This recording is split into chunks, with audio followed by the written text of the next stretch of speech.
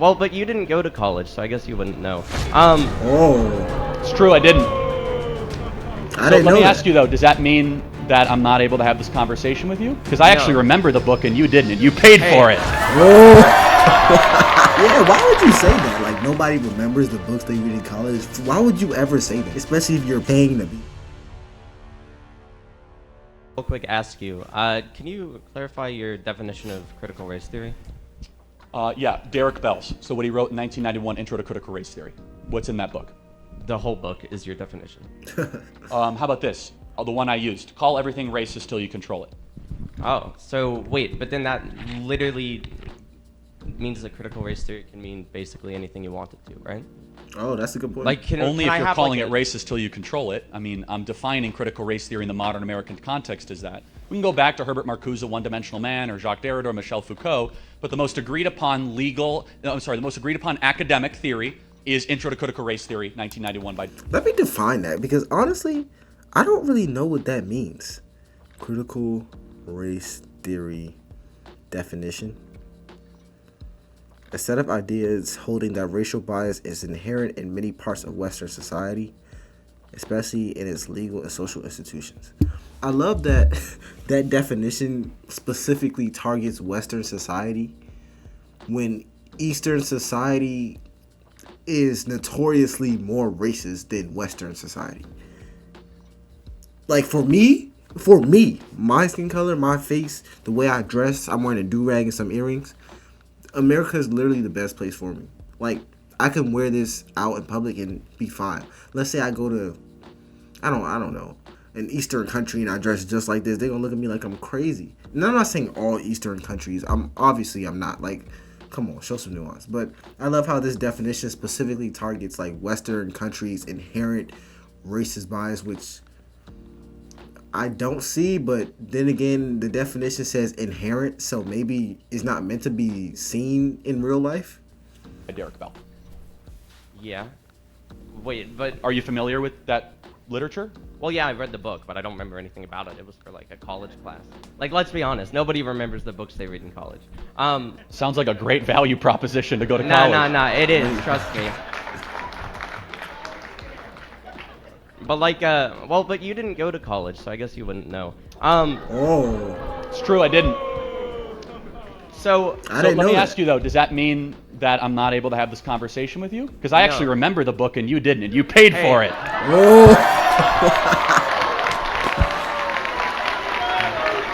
Yeah, why would you say that? Like, nobody remembers the books they read in college. Why would you ever say that? Especially if you're paying to be there. Like, he could have just said, well, at least I remember the book and I'm not paying $30,000 a year to forget the book. Because that's what you're doing. Like, if you just read it just to read it, you're literally paying $30,000 to $40,000 per year to forget stuff.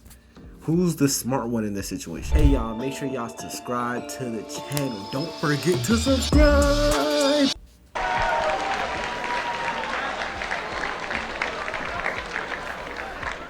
So, first of all, I didn't pay for it.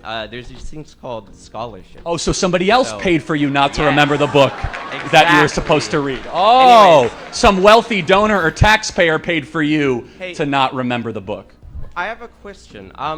Who are your wealthy donors? Many of them are in this room. Thank you guys for your wonderful support, by the way. Interesting. We have over 130,000 grassroots donors at Turning Point USA, 130,000. I think we have some people in the back that chip in $5, $10, $15. God bless you, God bless you, God bless you, God bless you, God bless you. We are a grassroots funded operation. But let me give you another example. I'll give you 5 things that critical race theory believes. Number 1, the notion that racism is ordinary and everywhere. Number 2, the idea of interest convergence, otherwise known as intersectionality. Number 3, the social construction of race, meaning that there is a social construction around race in our society. The 4, idea of storytelling and counter storytelling. Number 5 is that no matter how hard you work, no matter how hard you do, you cannot remove racism from your society. Those are 5 pillars of critical race theory based on Derek Bell's Intro to Critical Race Theory. Does that ring a bell? Yes, but like, okay, so let me stick with this. What do you think? Oh, fuck. What? We'll edit that out. My don't worry. oh, my bad. Wait, am I not allowed to? They didn't edit that It's out. not encouraged. Oh, okay, sorry. What was the third point? My mind is dying. The social. My thing is, why do college students get on the stage and disagree with him without even knowing why they're disagreeing? Like, for example, this young man right here. And I'm not trying to insult his intelligence. This is not why I make videos. I make them to kind of bring light to things or learn the things myself.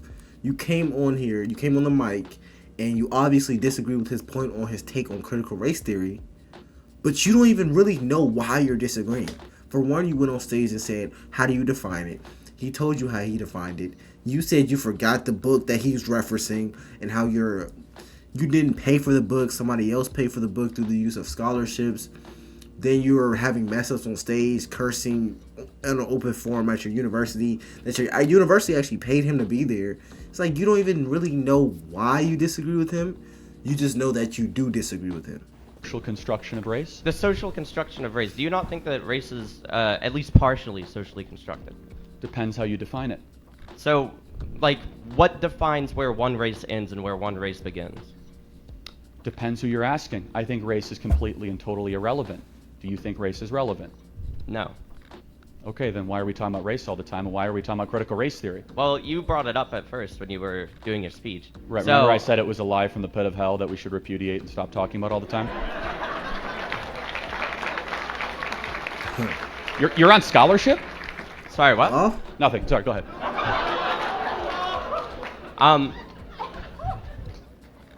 So, to answer your question, I don't think that race means anything, and I guess you don't either, right? Yeah.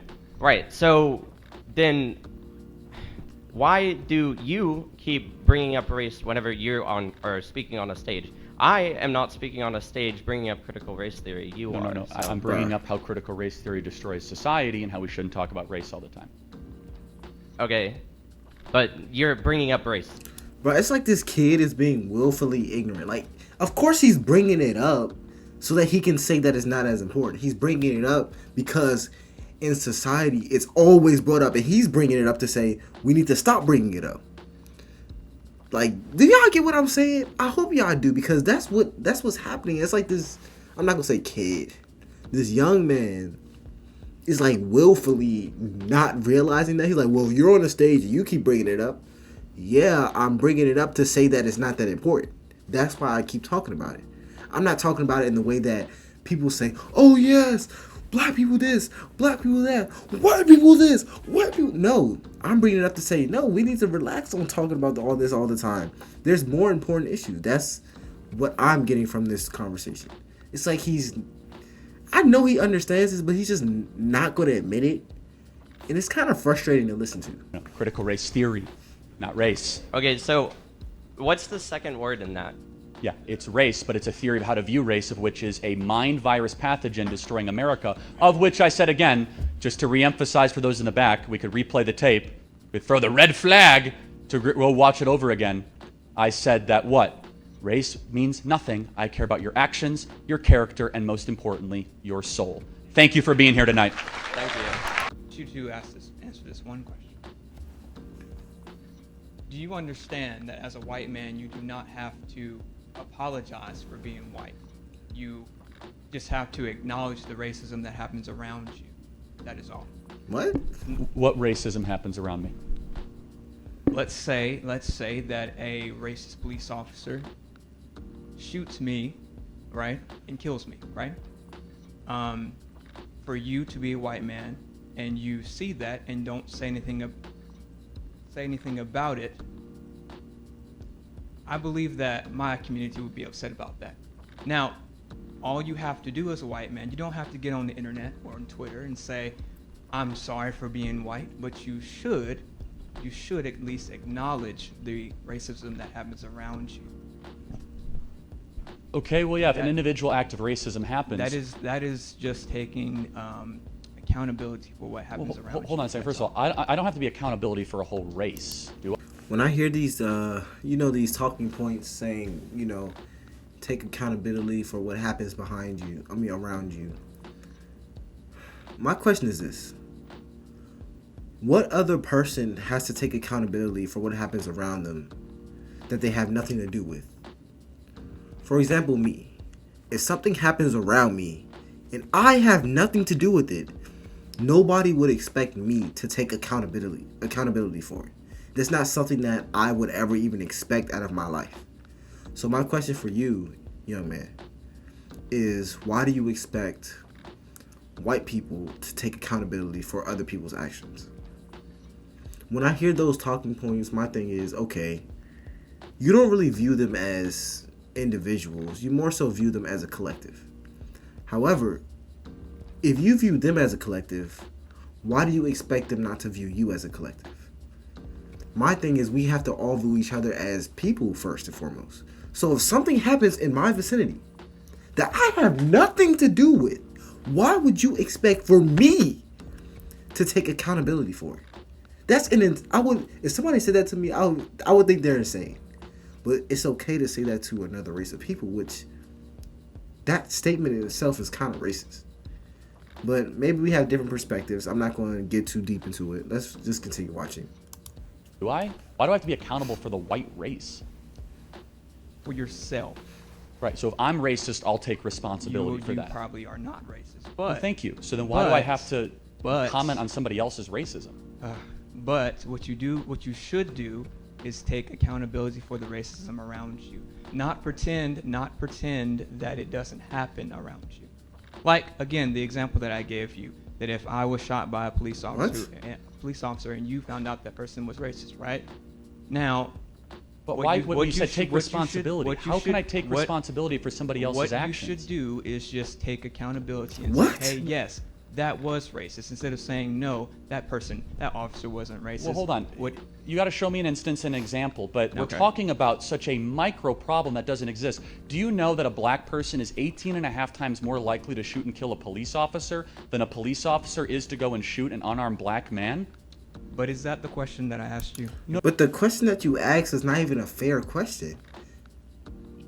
You said he's not racist, but he should take accountability for something that happens that's racist, even though he didn't do it.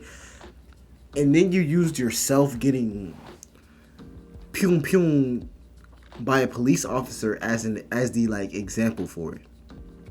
Even though that situation never even happened to you. You're just kind of making up something off the top of your head. I really don't even get where this conversation is going. But this is the kind of like vocabulary gymnastics that people use. Like they just use these crazy hypotheticals. Or what if this happens but it didn't happen? And my thing is, why should someone have to take accountability for someone else's actions? Like if I'm walking down the street and the police run up to me and arrest me because some other random black guy did something, I would be pissed. That's illegal, actually. But you expect him to take action or accountability because somebody else did something? That is insane. Like, if you really sit and think about it, that is an insane take. No, you asked a hypothetical about if I'm going to take accountability for a racist police officer. But I mean, you don't understand, if I inverted it on you, would you take accountability for all the blacks killing police in America? That was funny. No, would you? Why don't you take accountability for all the blacks killing police in New York? I wouldn't take accountability for it, but what I would say is, yes, there are a lot of black people in my community who do dumb things to other black people and to other white people. What I would not do is just pretend that it doesn't happen, so that, like I said, you as a white man has to do the same thing. I acknowledge it happens. I also acknowledge it's rarer than lightning striking you when you're outside. That's it. But let me ask you, who is Tony Timpa? That's all I wanted you to do. Thank you. I acknowledge it's rare, and I'm not. Bruh. And this is what I'm talking about. Like, you just wanted him to say, like, of course, it's a possibility that it happens, but to me, that's kind of goes unsaid. Like, of course, everyone knows it's a possibility that it happens. I don't really even know where this conversation just went. If I'm being honest, I'm trying to think. I think he wanted him to acknowledge that racism happens. But that's just a human fact. Like, everyone knows that. But I don't know. But if you have any more suggestions for me, comment down below.